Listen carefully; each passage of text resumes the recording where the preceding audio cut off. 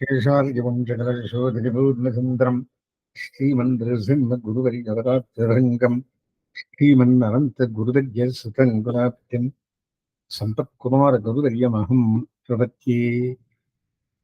वसुदेवसुतम् देवम् कंसचाणूरमर्दनम् देवकी परमानन्दम् कृष्णम् वन्दे जगद्गुरुम्।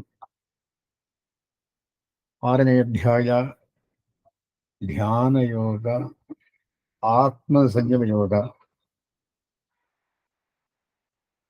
ಎಂಬುದಾಗಿ ಎರಡು ಹೆಸರು ಈ ಅಧ್ಯಾಯಕ್ಕೆ. 47 ಶ್ಲೋಕಗಳು, 5 ವಿಷಯ. ಪ್ರಧಾನವಾದದ್ದು ಆತ್ಮ ಸಾಕ್ಷಾತ್ಕಾರಕ್ಕೆ ಬೇಕಾಗಿರತಕ್ಕಂತಹ ಪ್ರಯತ್ನ. ಹಿಂದಿನ 5 ಅಧ್ಯಾಯಗಳಲ್ಲಿ ಅರ್ಜುನ ವಿಷಾದ, ಸಾಂಖ್ಯ, ಕರ್ಮ, ಜ್ಞಾನ, ಸನ್ಯಾಸ 5 ಯೋಗಗಳನ್ನು ಹೇಳಿದರು. ಆದರೆ ಅವೆಲ್ಲ ಥಿಯರಿ ಅಂದರೆ ಏನು? ಈ ತರಹವಾಗಿ ಹಿಂದೆ ಅಧ್ಯಾಯಗಳಲ್ಲಿ ಹೇಳಿದಂತೆ ನೀವು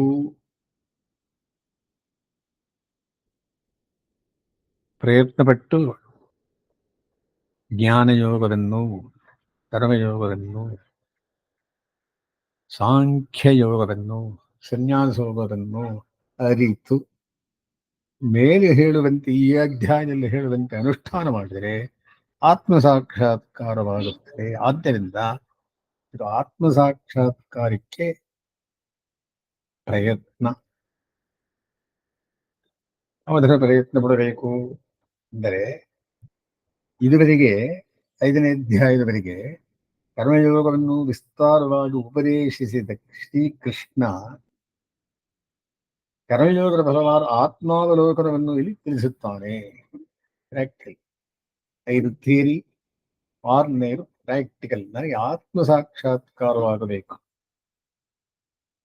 6ನೇ ಅಧ್ಯಾಯದಲ್ಲಿ ನೋಡಿ ಹೇಗೆ ಮಾಡಬೇಕು ಧ್ಯಾನ.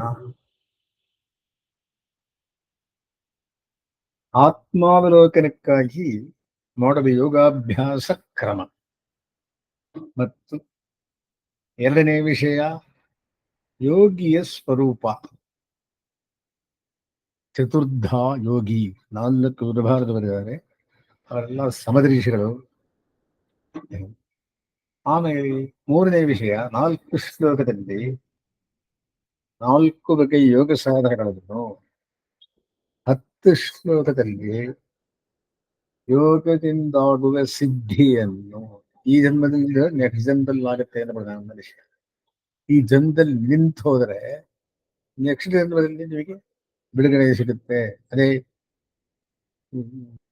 ಯೋಗಿನಾಮಪಿ ಸರ್ವೇಷಾಂ ಮದ್ಗತೇನಾಂತರಾತ್ಮನ ಅನ್ನುವಂತೆ ಶುಚೀನಾಂ ಶ್ರೀಮತಾಂ ಗೇಹೆ. ಯಾರು ಒಳ್ಳೆ ಯೋಗಿಗಳ ಮನೆಯಲ್ಲಿ ಹುಟ್ಟಿ ಇದನ್ನು ಕಂಟಿನ್ಯೂ ಮಾಡಿ ಯೋಗ ಸಾಧನೆ ಆಗುತ್ತೆ. ಆದ್ದರಿಂದ ನಿಮ್ಮ ಈ ಜನ್ಮವಿದೆಯಲ್ಲ, ಹಿಂದಿನ ಜನ್ಮದಿಂದ ಬಂದಿರತಕ್ಕಂಥದ್ದು ಇದೆಯಲ್ಲ, ಈ ಜನ್ಮ ಮುಂದೆ ಬರತಕ್ಕಂಥದ್ದು ಯೋಗ ಸಂಪೂರ್ಣ ಮಾಡಲಿಕ್ಕೋಸ್ಕರವಾಗಿ ಯೋಗ ಭ್ರಷ್ಟನಿಗೆ ಒಂದು ಅವಕಾಶ ಉಂಟು. ಮತ್ತು ಈ ಎಲ್ಲ ಆತ್ಮಯೋಗಕ್ಕಿಂತ ಇನ್ನೊಂದು ಪರಮಾತ್ಮ ಯೋಗ ಉಂಟು. ಆ ಪರಮಾತ್ಮ ಯೋಗವನ್ನು ಅದೆಲ್ಲಕ್ಕಿಂತ ಶ್ರೇಷ್ಠವಾದದ್ದು. ಅದನ್ನು ತಿಳಿಯಲು 7ರಿಂದ 12ನೇ ಅಧ್ಯಾಯದವರೆಗೆ ಭಕ್ತಿ ಯೋಗವನ್ನು ಅನುಸರಿಸಿ. ಅಂದರೇನು?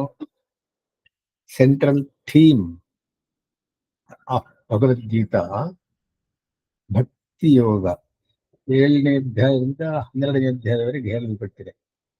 ಏನು ಭಕ್ತಿ ಯೋಗ ಅಂದರೆ? ಪರಮಾತ್ಮ ಸಾಕ್ಷಾತ್ಕಾರಕ್ಕೆ ಬೇಕಾಗಿರತಕ್ಕಂತಹ ಜ್ಞಾನ, ಯೋಗ, ತಿಳುವಳಿಕೆ. ಆತ್ಮ ಸಾಕ್ಷಾತ್ಕಾರ ಬೇಕಾಗಿರತಕ್ಕಂಥದ್ದು 5+1, 5 ಥಿಯರಿ, 6ನೇದು ಪ್ರಾಕ್ಟೀಸ್ ಅಂದರೆ ಅಭ್ಯಾಸ, ವಿಧಿ. ಅದನ್ನು ಇಲ್ಲಿ ಹೇಳ್ತಾರೆ. 5 ವಿಷಯ ತಿರುಗಿ ಹೇಳ್ತೀನಿ. 47 ಶ್ಲೋಕದಲ್ಲಿ ಕೊನೆಯ ಶ್ಲೋಕ ಮೇಲಾರ ಅಧ್ಯಾಯಕ್ಕೆ ಪೀಠಿಕೆ ಅಂದ್ರೆ ಏನು?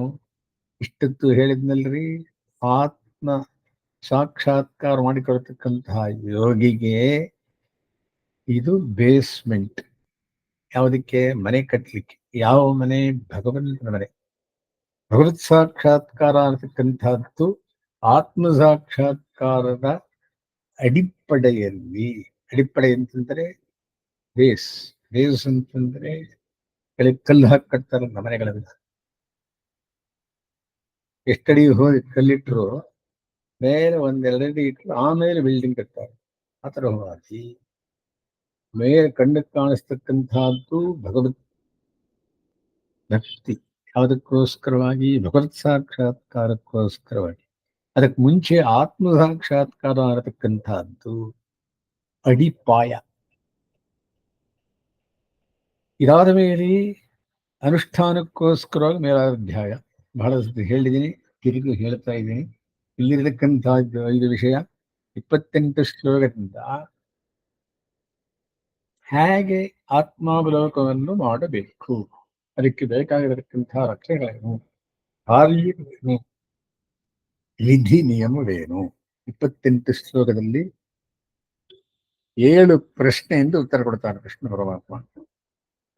ಅರ್ಜುನನ 7 ಪ್ರಶ್ನೆ ಇದೆ 28 ಶ್ಲೋಕಗಳಿಗಾಗಿ. ಅದನ್ನು ತಿಳಿಸ್ತೇನೆ. ಆನಂತರದಲ್ಲಿ ಇರತಕ್ಕಂತಹದ್ದು 2ನೇ ವಿಷಯ 4 ಶ್ಲೋಕ. ಅದೇನು ಹೇಳುತ್ತೆ?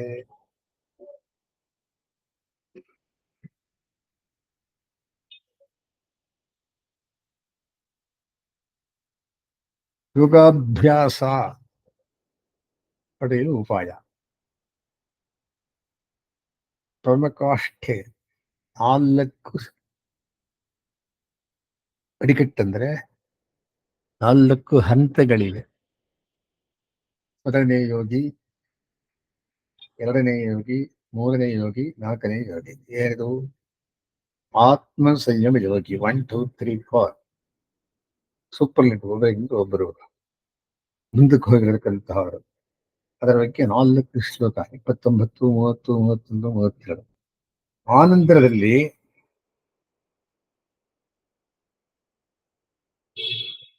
4 ಇದರಿಂದ ಸಾಮ್ಯ 4 ಸಾಮ್ಯವನ್ನು ತಿಳಿಸ್ತಾನೆ ಕೃಷ್ಣ ಪರಮಾತ್ಮ. ಅಂದರೆ ಎಲ್ಲಾ ಆತ್ಮಗಳು ಒಂದೇ ತರಹ. ಯಾವಾಗ? ಶುದ್ಧಾತ್ಮ ಸ್ವರೂಪ ಅದಕ್ಕಂತಹದ್ದು ಎಲ್ಲರ ಆತ್ಮವು ಒಂದೇ. ಗುಣ ಸಂಪರ್ಕದಿಂದ ಬೇರೆ ಬೇರೆ ರೂಪದಲ್ಲಿ ಕಾಣಿಸ್ತೀವಿ ನಾವು. ಆದ್ರೆ ಒಳಗಿರ್ತಕ್ಕಂಥ ಆತ್ಮ ಜ್ಞಾನ ಸ್ವರೂಪಿ, ಆನಂದ ಸ್ವರೂಪಿ, ಅಣುಸ್ವರೂಪಿ. ಆದ್ದರಿಂದ ಎಲ್ಲಾ ಆತ್ಮಗಳು ಒಂದೇ. ಯಾವ ಆತ್ಮ? ಶುದ್ಧಾತ್ಮ. ಬದ್ಧಾತ್ಮ ಅಲ್ಲ. ಬದ್ಧಾತ್ಮ ಸಂಕುಚಿತವಾದ ಜ್ಞಾನ. ವಿಶುದ್ಧಾತ್ಮ ಹೊರಗಿಂದ ಬಂದಿರತಕ್ಕಂಥದ್ದು. ಹೊರಗೆ ಬಂದ್ಬಿಟ್ರೆ ದೇಹ ಹೊರಡುತ್ತೆ. ಅಂತಹ ಆತ್ಮನಿಗೆ ಶುದ್ಧಾತ್ಮ, ಪಾವವೆಲ್ಲ ಕಡಿತಗೊಂಡಿರತಕ್ಕಂಥ ಆತ್ಮ. ಎಲ್ಲಾ ಆತ್ಮಗಳು ಹೊಂದಿರತಕ್ಕಂಥದ್ದು ಮೊದಲನೇ ಕ್ಯಾಟಗರಿ. 2ನೇದು ಪರಮಾತ್ಮನೊಡನೆ ಆತ್ಮ ಸಾಮ್ಯ. ಅಂದರೇನು? ಜೀವಾತ್ಮನು ಪರಮಾತ್ಮನು ಒಂದೇ ಕೆಲವು ವಿಷಯಗಳಲ್ಲಿ ಹಾಗೆ ನೋಡತಕ್ಕಂಥವ್ರು. 3ನೇ ಆತ್ಮ ಯಾರಪ್ಪ ಅಂತಂದ್ರೆ ಶುದ್ಧಾತ್ಮ, ಜ್ಞಾನಾಕಾರನವರದನು. ಪರಮಾತ್ಮ ಸಾಮ್ಯವುಂಟು.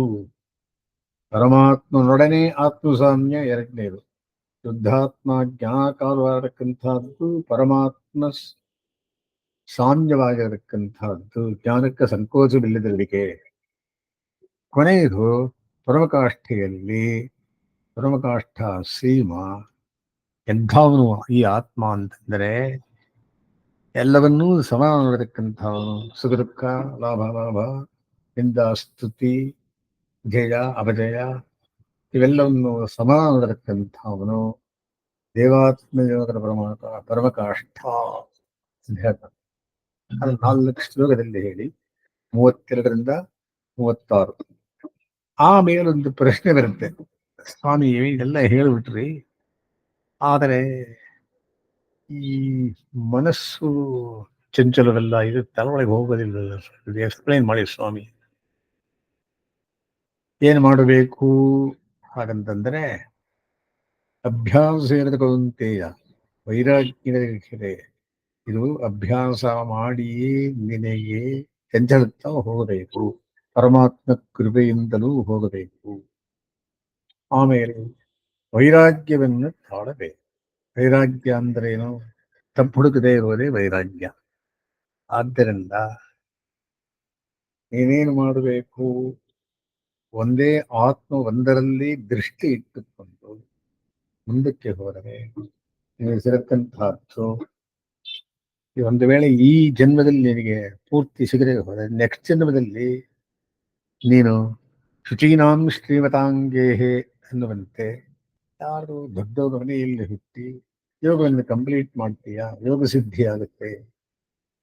ಅದರಿಂದ ಹೆದರಬೇಡ ಅಂತ. ಅವರಿಗೆ ಯೋಗಭ್ರಷ್ಟರಿಗೆ ಮುಂದಿನ ಜನ್ಮಗಳಲ್ಲಿ ಸಾಕ್ಷಾತ್ಕಾರ ಉಂಟು ಅಂತ ಹೇಳಿ ಇವನಿಗೆ ಫಲವನ್ನು 46ನೇ ಶ್ಲೋಕದಲ್ಲಿ ಹೇಳಿ, ಇಂತಹ ಯೋಗಿ ಯಾದವನು ಯಾರಪ್ಪ ಅಂತಂದ್ರೆ, ತಪಸ್ವಿಗಳಿಗಿಂತಲೂ ಜ್ಞಾನಿಗಳಿಗಿಂತಲೂ ಕರ್ಮಯೋಗಿಗಳಿಗಿಂತಲೂ ಶ್ರೇಷ್ಠವಾದವನು ಈ ಯೋಗಿ.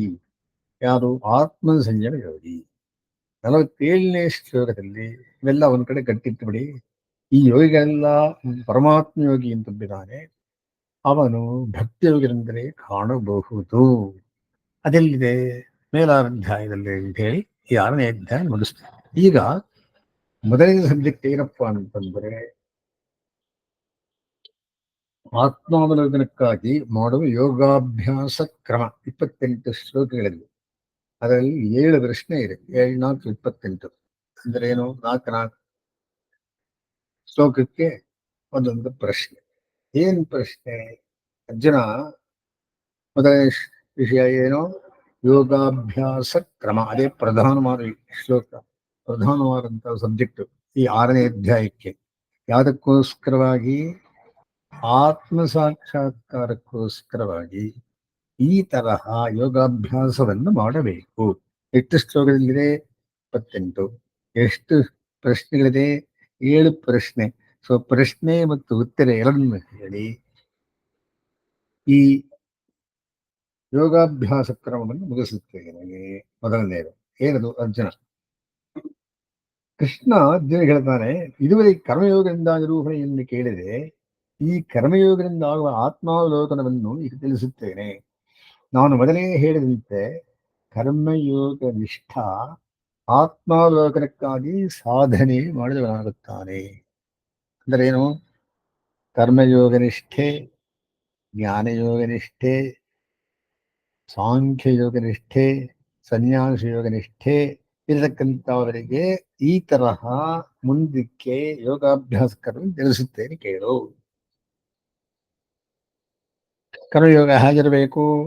ಕರ್ಮಫಲದಲ್ಲಿ ಆದೇಶ ಇಲ್ಲದೆ ಕರ್ಮಾನುಷ್ಠಾನವನ್ನು ಯಾವನೆಡೆಗೆ ಸರ್ವಾತ್ಮನ ಬಂಧುವಾದ ಪರಮಪುರುಷನ ಆರಾಧನೆ ಎಂದು ತಿಳಿದು ಅದರಿಂದ ತಾನು ಪಡೆಯಬೇಕಾದರೇನೂ ಇಲ್ಲವೆಂದು ಭಾವಿಸಿ ಮಾಡುವನು ಅವನೇ ಜ್ಞಾನಯೋಗ ನಿಷ್ಠನೂ ಹೌದು. ನಾವು ಮಾಡತಕ್ಕಂಥೆಲ್ಲ ಭಗವದ ಆರಾಧನೆ. ನೀವು ಮಾಡ್ತಾ ಇರೋದು ಭಗವದ ಆರಾಧನೆ, ನಾನು ಮಾಡ್ತಾ ಇರೋದು ಭಗವದ ಆರಾಧನೆ, ಈಗ ಮಾಡ್ತಾ ಇರೋದು. ಆದ್ದರಿಂದ ತಾನು ಪಡೆಯಬೇಕಾದ ಏನೂ ಇಲ್ಲವೆಂದು ಭಾವಿಸಿ ಮಾಡುವನು ಅವನೇ ಜ್ಞಾನಯೋಗ ನಿಷ್ಠ. ನನಗೇನು ಬೇಕು? ಏನೂ ಬೇಡ. ಹಾಗಂದ್ರೆ ಏನು? ಪರಮಾತ್ಮ ಆರಾಧನೆ ಮಾಡ್ತಾ ಇದ್ದೇನೆ ನಾನು ಜ್ಞಾನನಿಷ್ಠನೂ ಹೌದು, ಕರ್ಮಯೋಗನಿಷ್ಠನೂ ಹೌದು, ಆತ್ಮಾವಲೋಕನಕ್ಕೆ ಸಾಧನವಾದ ಉಭಯನಿಷ್ಠನೂ ಅವನೇ. ಯಜ್ಞಾದಿ ಕರ್ಮಗಳಲ್ಲಿ ತೊಡಗದ ಜ್ಞಾನನಿಷ್ಠನಿಗೆ ಕೇವಲ ಜ್ಞಾನಿಷ್ಠೆಯ ವಿನ ಕರ್ಮಯೋಗ ನಿಷ್ಠೆ ಮತ್ತು ಜ್ಞಾನಯೋಗ ನಿಷ್ಠೆ ಎಂಬ ಎರಡೂ ಇರುವುದಿಲ್ಲ. ಆಡಿದರಿಂದ ಇಂಥ ಕರ್ಮಯೋಗ ನಿಷ್ಠನಿಗೆ ಹೆಚ್ಚಳ. ಸರ್ವಂಚ ಮೈ ಪಶ್ಯತಿ, ಎಲ್ಲರಲ್ಲಿಯೂ ಭಗವಂತನನ್ನು ನೋಡಿ ಭಗವಂತನ ಎಲ್ಲರನ್ನು ನೋಡತಕ್ಕಂಥವನು ಹೇಗೆ ಕರ್ಮಯೋಗದಲ್ಲಿ ಜ್ಞಾನವು ಅಂತರ್ಗತವಾಗಿರುವುದೇ ಇದಕ್ಕೆ ಕಾರಣ. ಜ್ಞಾನಯೋಗ ಅಥವಾ ಸನ್ಯಾಸ, ಆತ್ಮ ನೈಜಜ್ಞಾನ ಎಂದು ಯಾವುದನ್ನು ಹೇಳಿದರೋ ಅದು ಕರ್ಮಯೋಗವೆಂದೇ ತಿಳಿ. ಕರ್ಮಯೋಗಿ ಆಗಬೇಕಾದರೆ ಆತ್ಮ ನಿಜಸ್ವರೂಪದ ಅನುಸಂಧಾನದಿಂದ ಅನಾತ್ಮವಾದ ಪ್ರಕೃತಿಯಲ್ಲಿ ಆತ್ಮಬುದ್ಧಿಯನ್ನು ಬಿಡದೆ ಶಕ್ಯವಿಲ್ಲ. ಪ್ರಕೃತಿಯಲ್ಲಿ ಆತ್ಮಬುದ್ಧಿಯನ್ನು ಬಿಡಬೇಕು. ಕರ್ಮಯೋಗಿ ಕಾಮ ಸಂಕಲ್ಪ ವರ್ಜಿತನು.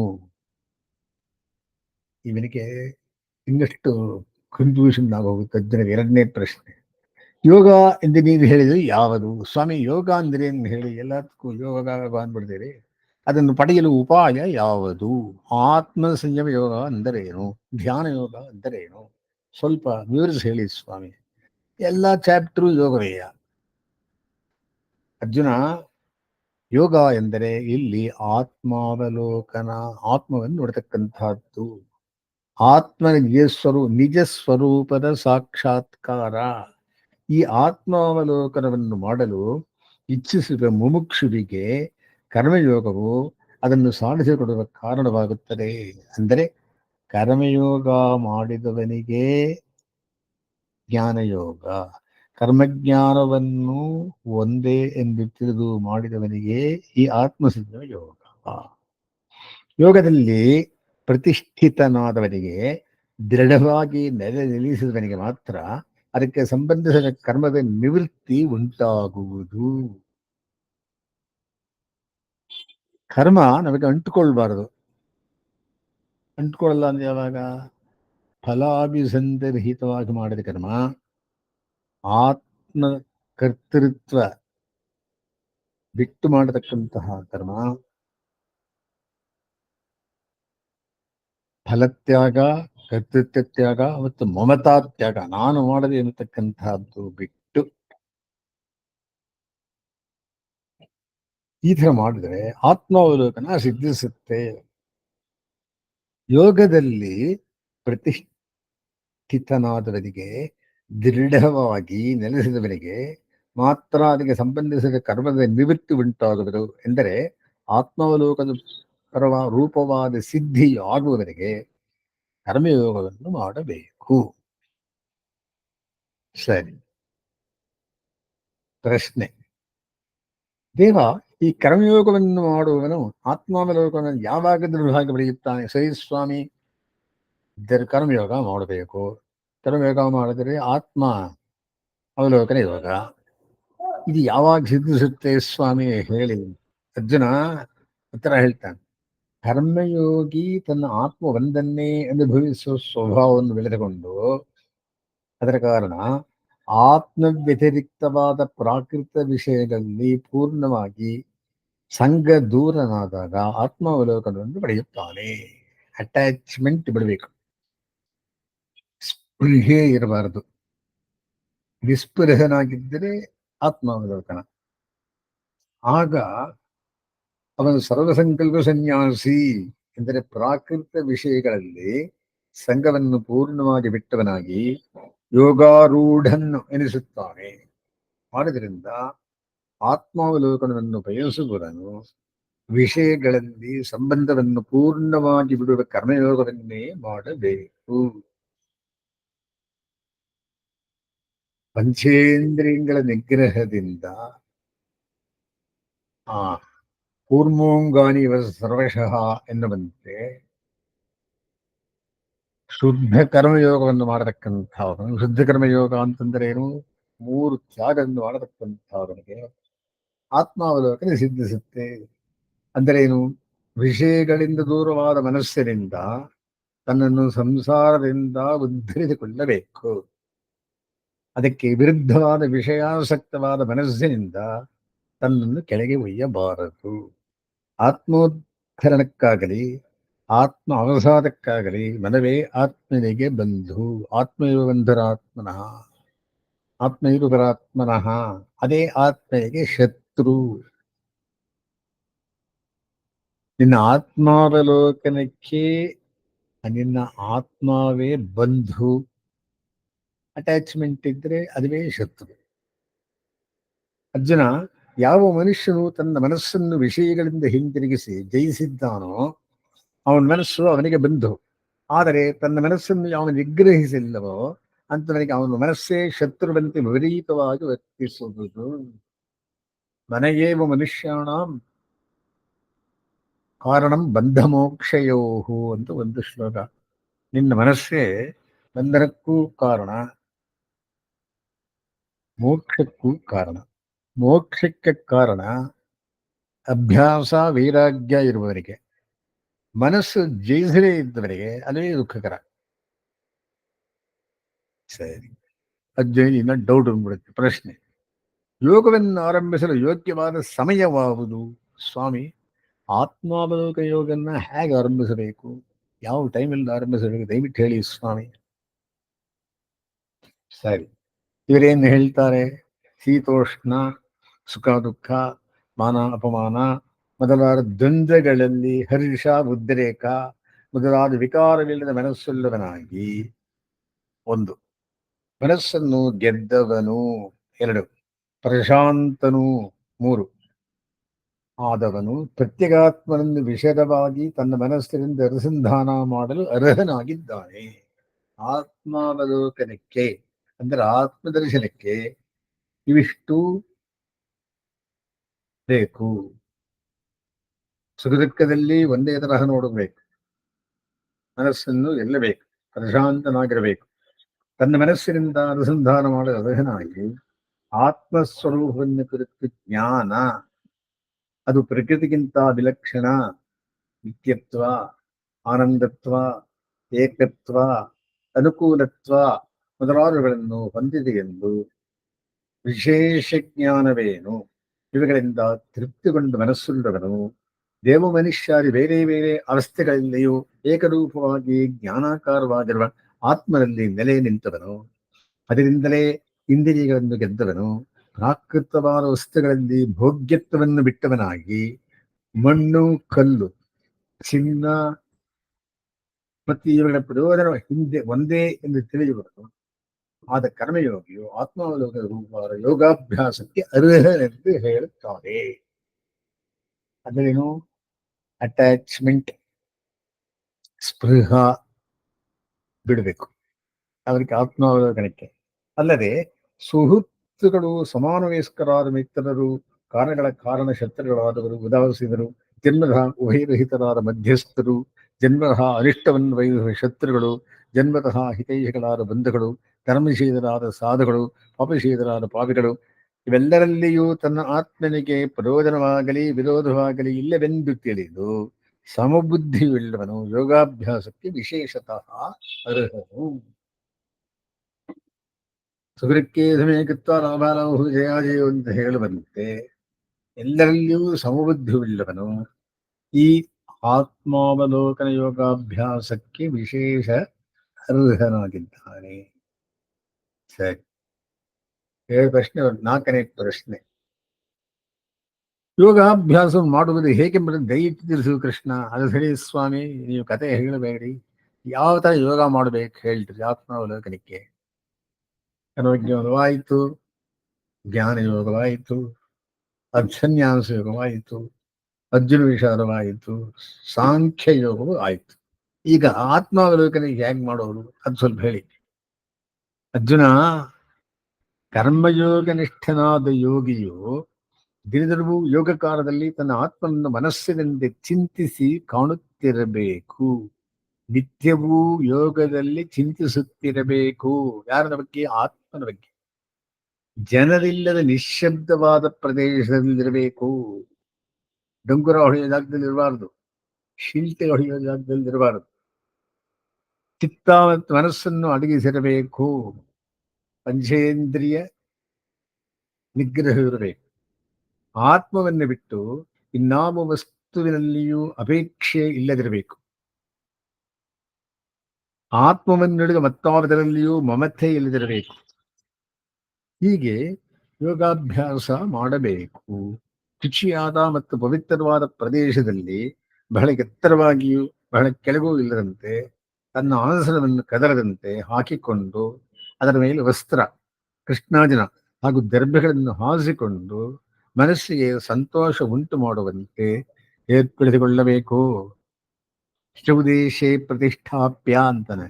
ಶುದ್ಧವಾಗಿರತಕ್ಕಂತಹ ಜಾಗದಲ್ಲಿ, ಮೆತ್ತಿಗಿರತಕ್ಕಂತಹ ಆಧಾರದಲ್ಲಿ ದರ್ಭೆಯನ್ನು ಹಾಕಿ ಅದರ ಮೇಲೆ ಕೃಷ್ಣಾಜಲವನ್ನು ಹಾಕಿ ಸ್ವಲ್ಪ ಮಟ್ಟಿಗೆ ಒರೆಯಿಕೊಳ್ಳುವದಕ್ಕೂ ಅವಲಂಬನವನ್ನು ಮಾಡಿಕೊಂಡು ಕುಳಿತುಕೊಳ್ಳಬೇಕು. ಕೆಡ್ಡಂಬಂದು ಕೂತ್ಕೊಳ್ತಾ ಇರಬೇಕು. ಆಸನವು ಇದ್ದರೆ ಹಿಂದೆ ಹೊರಕೊಡಕ್ಕೆ ಒಳ್ಳೆಯದು. ಆತ್ಮಯೋಗಕ್ಕೆ ಮನಸ್ಸನ್ನು ಕೇಂದ್ರೀಕರಿಸಿದವನಾಗಿ ಚಿತ್ತ ಮತ್ತು ಬಾಹ್ಯ ಇಂದ್ರಿಯಗಳ ಕ್ರಿಯೆಗಳನ್ನು ವಿಷಯಗಳಿಂದ ಪೂರ್ಣವಾಗಿ ತಡವನಾಗಿ ಬಂಧ ನಿವೃತ್ತಿಗಾಗಿ ಆತ್ಮಾವಲೋಕವನ್ನು ಮಾಡಬೇಕು. ಅಂದ್ರೇನು? ತಪಸ್ ಮಾಡಬೇಕು, ಧ್ಯಾನ ಮಾಡಬೇಕು, ಮೆಡಿಟೇಷನ್ ಮಾಡಬೇಕು. ಶುಚೋದೇಶೆ ಪ್ರತಿಷ್ಠಾಪ್ಯ, ಶುಚಿಯಾದ ಜಾಗದಲ್ಲಿ ಕುಳಿತು ಹೀಗೆ ಬಾಹ್ಯವಾದ ಯೋಗೋಪಕರಣಗಳನ್ನು ಸಾಧಿಸಿಕೊಂಡು ಮನಸ್ಸಿಗೆ ಏಕಾಗ್ರತೆಯನ್ನು ಸಾಧಿಸಬೇಕು. ದೇಹ, ಮನಸ್ಸು ಇವುಗಳನ್ನು ಹೇಗೆ ಇಟ್ಟುಕೊಳ್ಳಬೇಕೆಂಬುದನ್ನು ಕೇಳು. ದೇಹದ ಮಧ್ಯಭಾಗವನ್ನು, ಕುತ್ತಿಗೆಯನ್ನು, ಶಿರಸ್ಸನ್ನು ಸಮವಾಗಿ, ಅಚಲವಾಗಿ ಮತ್ತು ಸ್ಥಿರವಾಗಿ ಧರಿಸಬೇಕು. ಬಾಹ್ಯ ವಸ್ತುಗಳಿಂದ ದೃಷ್ಟಿಯನ್ನು ಹಿಂತಿರುಗಿಸಿ ಮೂಗಿನ ತುದಿಯಲ್ಲಿ ನಿಲ್ಲಿಸಬೇಕು. ದಿಕ್ಕುಗಳ ಕಡೆ ನೋಡಬಾರದು. ಪ್ರಶಾಂತವಾದ ಮನಸ್ಸುಳ್ಳವನಾಗಬೇಕು. ಯೋಗಕ್ಕೆ ಉಪಯುಕ್ತವಾದ ಮನಸ್ಸಂತೋಷವಿರಬೇಕು. ಭ್ರಮರಹಿತನು, ಬ್ರಹ್ಮಚರ್ಯ ವ್ರತವನ್ನು ಪಾಲಿಸುವವನು, ಮನಸ್ಸನ್ನು ಹತೋಟಿಗೆಳಿಸುವವನು, ನನ್ನಲ್ಲೇ ಮನಸ್ಸಿಟ್ಟವನು. 4 ಪ್ರಧಾನವಾಗಿ. ಒಂದು, ಭ್ರಮೆ ಇರಬಾರದು. ಇನ್ನೊಂದು, ಬ್ರಹ್ಮಚರ್ಯ ವ್ರತ ಇರಬೇಕು. ಮತ್ತೊಂದು, ಮನಸ್ಸನ್ನು ಹತೋಟಿಯಲ್ಲಿಟ್ಟಿರಬೇಕು. ನನ್ನಲ್ಲೇ ಮನಸ್ಸಿಟ್ಟವನು ಆದವನಾಗಿ ನನ್ನನ್ನೇ ಏಕಚಿತ್ತತೆಯಿಂದ ನೆನೆಯುವವನು ಆಗಿ ಧ್ಯಾನಿಸುತ್ತಾ ಇರಬೇಕು. ಅರ್ಜುನ, ಪುರುಷೋತ್ತಮನು, ಮನಸ್ಸಿಗೆ ಶುಭವಾದ ಆಶ್ರಯವಾದವನು, ಪರಬ್ರಹ್ಮನು ಆದ ನನ್ನಲ್ಲಿ ಅಂದರೆ ಕೃಷ್ಣನಲ್ಲಿ ಹೀಗೆ ತನ್ನ ಮನಸ್ಸನ್ನು ಸೇರಿಸಿದ ಯೋಗಿಯು ನಿಶ್ಚಲವಾಗಿ ಮನಸ್ಸುಳ್ಳವನಾಗುತ್ತಾನೆ. ನಿಶ್ಚಲವಾದ ಮನಸ್ಸುಳ್ಳವನಾದ ಮೇಲೆ ನನ್ನನ್ನೇ ಚಿಂತಿಸುವ ಕಾರಣ ನನ್ನ ಸ್ಮರಣೆಯಿಂದ ಅವನ ಮನಸ್ಸು ಪವಿತ್ರವಾಗುತ್ತದೆ. ಅವನು ಸುಖದ ಎಲ್ಲೆಯಾರದು ನನ್ನಲ್ಲಿರುವ ಶಾಂತಿಯನ್ನು ಹೊಂದುತ್ತಾನೆ. ಅದು ಶಾಂತಿ ಇದೆ. ಅದಕ್ಕೆ ಶಾಂತಿ ಶಾಂತಿ ಶಾಂತಿ 3 ಸತಿ ಹೇಳ್ತೇವೆ. ಯಾವಾಗ? ಆರಂಭದಲ್ಲೂ ಹೇಳ್ತೀವಿ, ಕೊನೆಯಲ್ಲೂ ಹೇಳ್ತೀವಿ. ಯಾವ ಅಧ್ಯಯನ ಮಾಡಿದ್ರು? ವೇದಾಧ್ಯಯನ.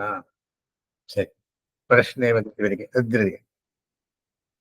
ಅಪ್ಪ, ಭಗವಂತನಾದ ನಿನ್ನ ಚಿಂತನೆ ಈ ಆತ್ಮಯೋಗಕ್ಕೂ ಅವಶ್ಯಕವೇ? ಬೇರೆ ಟೈಮ್ ಕೃಷ್ಣ ಕೃಷ್ಣ ಅಂತ ಈ ಯುಗ ಮಾಡೋ ಕೃಷ್ಣನ ಎದುರು ಹೇಳಬೇಕನಯ್ಯ ಅಂತ ಕೇಳಿದ. ನಿಮ್ ಪ್ರಶ್ನೆ ಹಾಗೆ ನೋಡಿ, ಹುಡುಗಾಟದ ಪ್ರಶ್ನೆ. ಕೃಷ್ಣ ಹೇಳ್ತಾನೆ, ಅರ್ಜುನ, ಆತ್ಮಯೋಗವನ್ನು ಆರಂಭಿಸುವವನಿಗೆ ಮನಸ್ಸು ನಿರ್ಮಲವಾಗಬೇಕು. ಚಿತ್ತಶುದ್ಧಿ ಪ್ರಥಮ ಕಾರ್ಯ. ಹಾಗೆ ಮನಸ್ಸು ನಿರ್ಮಲವಾಗಬೇಕಾದರೆ ಮನಸ್ಸು ಶುಭಾಶ್ರಯನ ನನ್ನಿಂದ ನೆನೆನಿಲ್ಲಬೇಕು. ಭಗವಂತನಿಗೆ ಶುಭಾಶ್ರಯ ಎಂದರೆ ವಿಗ್ರಹ, ಅಂದ್ರೆ ಕೃಷ್ಣ ಪರಮಾತ್ಮ ನೆನೆಯಬೇಕು. ಆದ್ದರಿಂದ ಆತ್ಮಯೋಗಕ್ಕೂ ಸಹ ಉಚಿತವಾದ ದೇಹ, ಆಸನ ಮೊದಲಾದ ಹೇಗೆ ಸಾಧನೆಗಳು, ಹಾಗೆ ಪರಮಾತ್ಮ ಚಿಂತನೆಯು ಉಪಕರಣವೆಂದು ತಿಳಿ. ಆತ್ಮ ಸಾಕ್ಷಾತ್ಕಾರಕ್ಕೆ ಪರಮಾತ್ಮ ಚಿಂತನವೂ ಉಪಕರಣ. ಇಷ್ಟೇ ಅಲ್ಲ, ಇನ್ನೂ ಕೆಲವು ಯೋಗೋಪಕರಣಗಳನ್ನು ಹೇಳುತ್ತೇನೆ ಕೇಳು. ಬಹಳ ಹೆಚ್ಚಾಗಿ ಊಟ ಮಾಡುವವನಾಗಿಯೂ, ನಾತ್ಯಶ್ನತಸ್ಥ ಯೋಗೋಸ್ತಿ, ಅಥವಾ ಅತಿ ಕಡಿಮೆ ಊಟ ಮಾಡುವವನಿಗಾಗಲಿ ಯೋಗ ಸಿದ್ಧಿಸದು.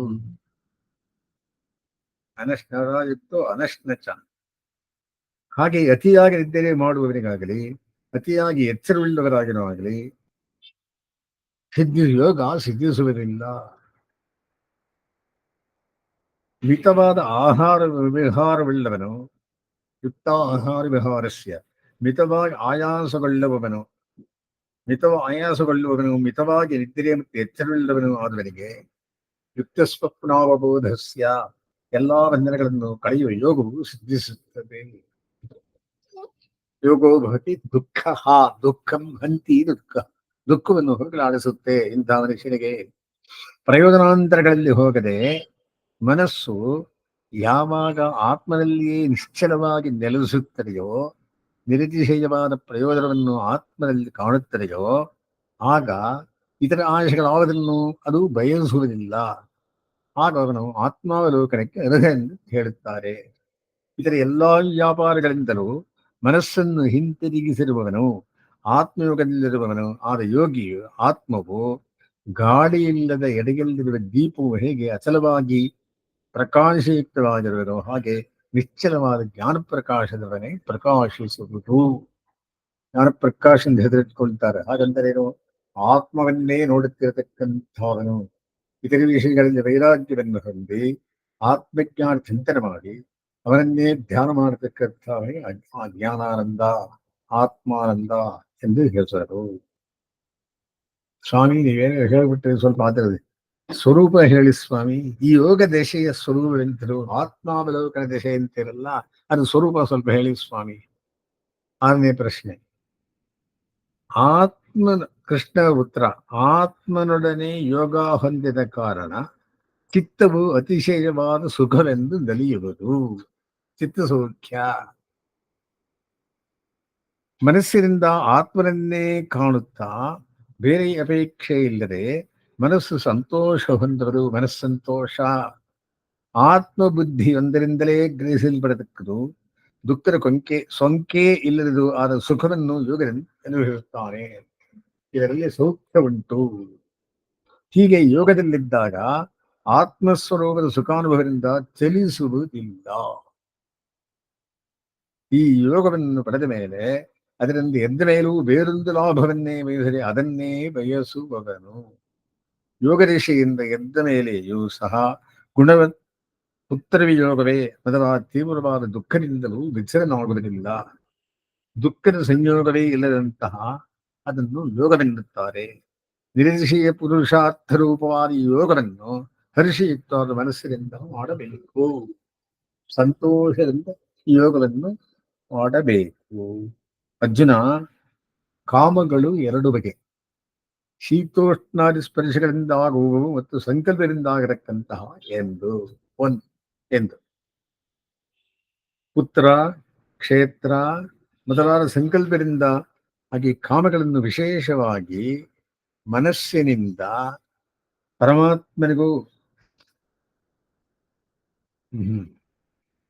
ಮನಸ್ಸಿನಿಂದ ತ್ಯಾಗ ಮಾಡಬೇಕು. ಬಿಡಲಾಗದ ಶೀತೋಷ್ಣಾದಿಗಳನ್ನು ಸಹಿಸಿ ಅವುಗಳಿಂದಾಗುವ ಹರ್ಷೋದ್ವೇಗಗಳನ್ನು ಬಿಡಬೇಕು. ಶೀತೋಷ್ಣಗಳಲ್ಲಿ ಒಂದೇ ತರ ಇರಬೇಕು. ಎಲ್ಲಾ ಹೊರ ವಿಷಯಗಳಿಂದಲೂ ಇಂದ್ರಿಯಗಳನ್ನು ನಿಗ್ರಹಿಸಬೇಕು.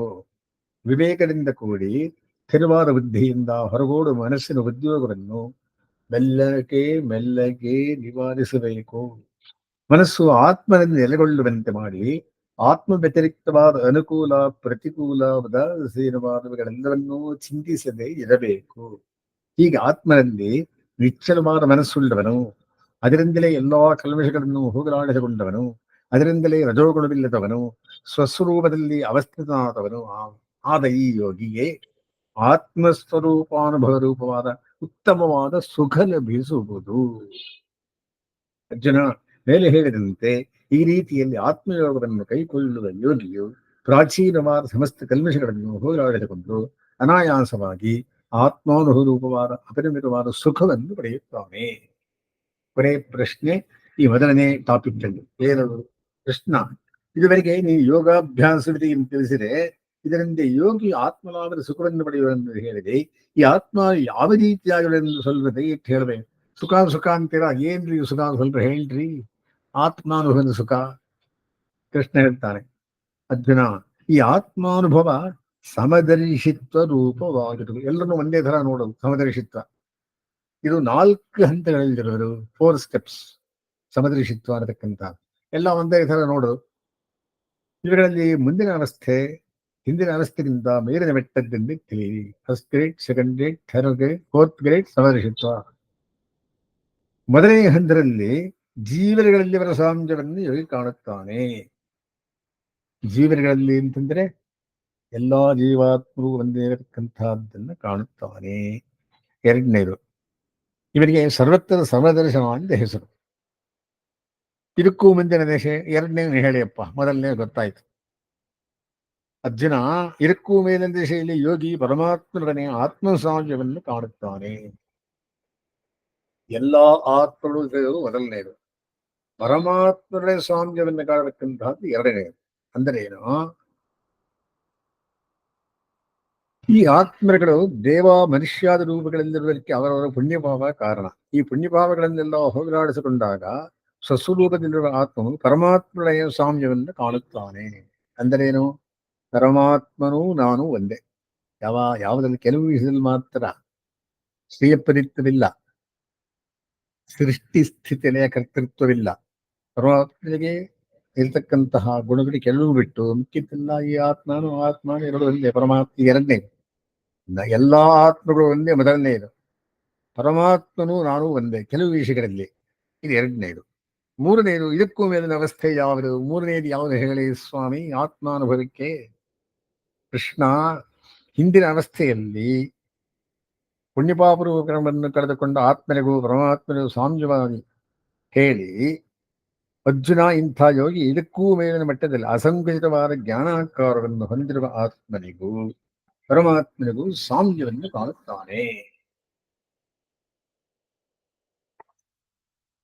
ಪಾಪ ಕಳೆದು ದೇಹ ಬಿಟ್ಟು ಆತ್ಮ ಹೊರಕ್ಕೆ ಬಂದಾಗ ಆತನಿಗೆ ಗುಣಾಷ್ಟಕ ಪ್ರಾದುರ್ಭಾವ ಅನ್ನತಕ್ಕಂಥದ್ದುಂಟಾಗಿ ಅಂತಹ ಆತ್ಮನಿಗೂ ಪರಮಾತ್ಮನಿಗೂ ಸಾಮ್ಯವನ್ನು ಕಾಣುತ್ತಾನೆ. ಅಂದರೇನು? ಜ್ಞಾನ ಸಂಕೋಚವಿಲ್ಲದಿರಲಿಕ್ಕೆ. ಪರಮಾತ್ಮನಿಗೂ ಜ್ಞಾನ ಸಂಕೋಚವಿಲ್ಲ, ಶುದ್ಧಾತ್ಮನಿಗೂ ಜ್ಞಾನ ಸಂಕೋಚವಿಲ್ಲ. ಇದು ಮೂರನೇ ಸ್ಟೇಜ್. ಇದಕ್ಕಿಂತ ಮೇಲಿನ ಸ್ಥಿತಿ ಹೇಳಲಾರದೆ ನಾಲ್ಕನೇದು. ಅರ್ಜುನ, ಇದಕ್ಕೆ ಮೇಲಿನ ಅವಸ್ಥೆಯು ಒಂದಿದೆ, ಅದು ಯೋಗದ ಪರಮಕ ಅಷ್ಟೇ. ಅಂದರೆ ತನ್ನ ಹಾಗೆ ಇತರರ ಆತ್ಮಸ್ವರೂಪವು ಸಂಕೋಚರಹಿತವಾದ ಜ್ಞಾನೈಕ ಸ್ವರೂಪದಲ್ಲಿರುವುದರೆಂದು ಹೊರಗಂಡು ಸಾಮ್ಯವನ್ನು ಕಂಡವನು ಎಲ್ಲೆಲ್ಲಿಯೂ ತೋರುವ ಪುತ್ರ ಜನ್ಮಾದ ರೂಪವಾದ ಸುಖವನ್ನು, ಪುತ್ರ ಮರಣಾದ ದುಃಖವನ್ನು ಆತ್ಮನಿಗೆ ಸಂಬಂಧಿಸಿಲ್ಲವೆಂದು ಯಾವನು ಕಾಣುವನೋ ಅವನ ಯೋಗ ಅತಿ ಮೇಲ್ಮಟ್ಟವನ್ನು ಮುಟ್ಟಿದವನು. ಅಂದರೆ ಸಮತಾಭಾವದಿಂದ ಸುಖಕ್ಕೆ ಸುಮೇಕತ್ವ ಲಾಭಾಲಾಭವು ಜಯಾಜಯವು ಅಂತಂದ್ರು. ದುಃಖ ಬಂದಾಗ ಸುಖ ಬಂದಾಗ ಒಂದೇ ತರ ಇರ್ತಾರೆ ನೋಡಿ. ಅಂದರೆ ಇತರಿಗೆ ಸಂಭವಿಸುವ ದುಃಖಾರಗಳು ಹೇಗೆ ತನಗೆ ಸಂಬಂಧಿಸಿಲ್ಲವೋ, ತನಗೆ ಸಂಭವಿಸುವ ದುಃಖಾರಗಳು ಇತರರಿಗೆ ಹೇಗೆ ಸಂಬಂಧಿಸಿಲ್ಲವೋ, ಹಾಗೆಯೇ ತನಗೆ ಉಂಟಾಗುವ ಪುತ್ರ ಜನ್ಮ ಮರಣಾದಿಗಳು ತನಗೆ ಸಂಬಂಧಿಸಿಲ್ಲವೆಂದು ಅಸಂಬಂಧ ಸಾಂತವನ್ನು ಅವನು ಕಾಣುತ್ತಾನೆ. ದೇವಾತ್ಮಯೋಗದ ಪರಮಕಾಷ್ಠೆ ಎಂದು ತಿಳಿ. ಸರಿ,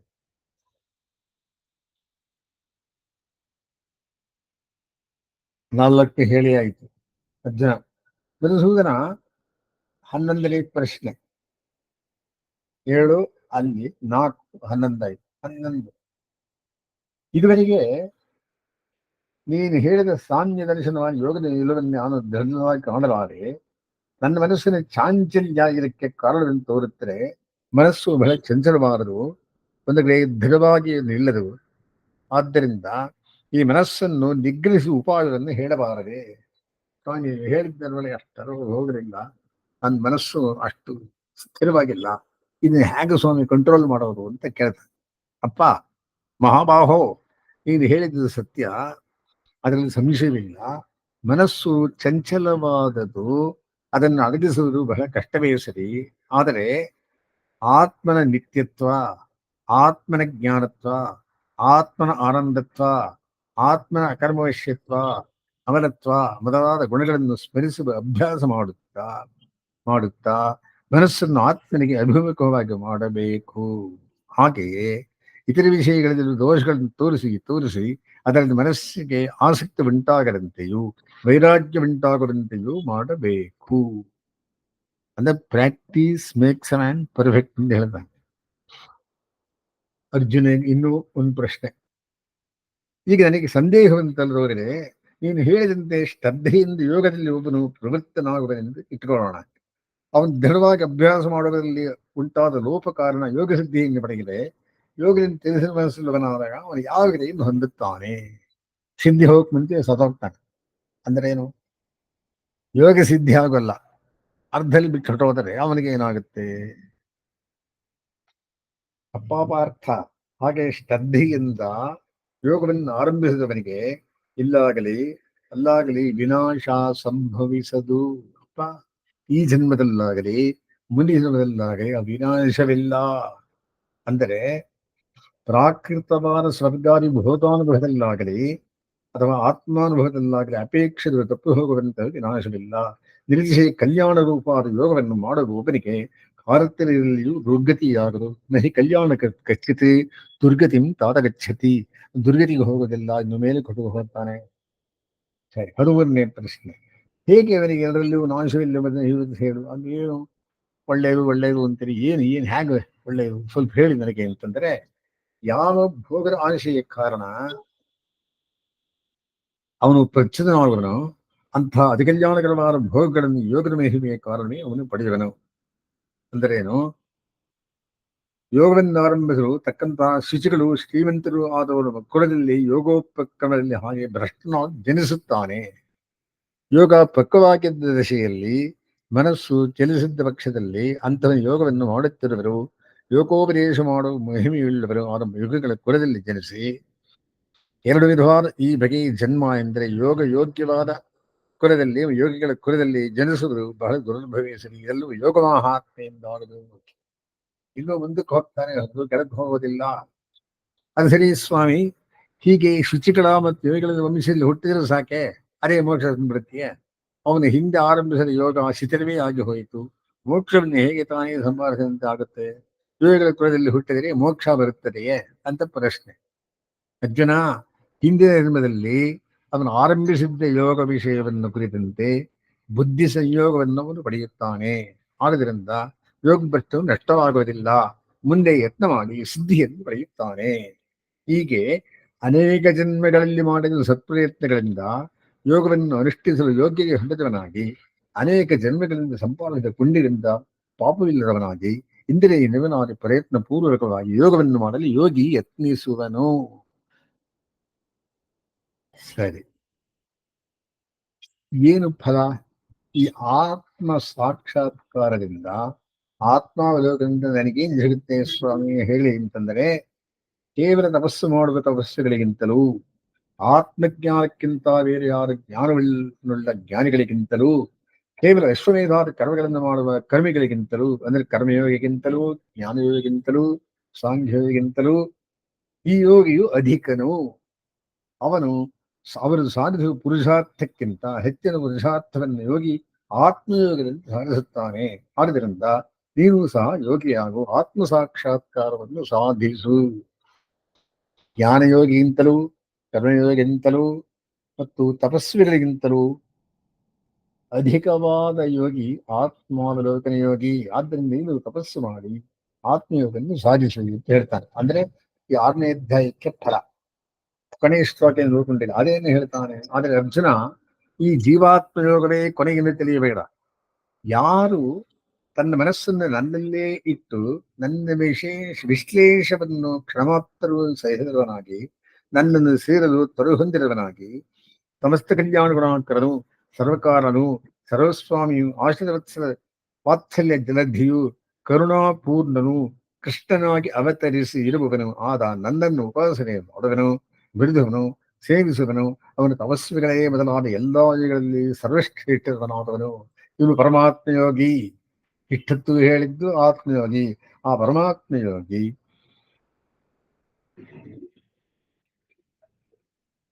ವಿಷಯವನ್ನ ಮೇಲಾಧ್ಯಾಯದಲ್ಲಿ ತಿಳಿಸುತ್ತೇನೆ. ಇದು ಸರ್ವಜ್ಞನ ಖಂಡಿತವಾದ ನಿಶ್ಚಯ. ಅವನೇ ಶ್ರೇಷ್ಠತಮವಾದ ಯೋಗಿ, ಪರಮಾತ್ಮ ಯೋಗಿ. 7, 8, 9, 10, 11, 12ರಲ್ಲಿ ತಿಳಿಸುತ್ತಾನೆ.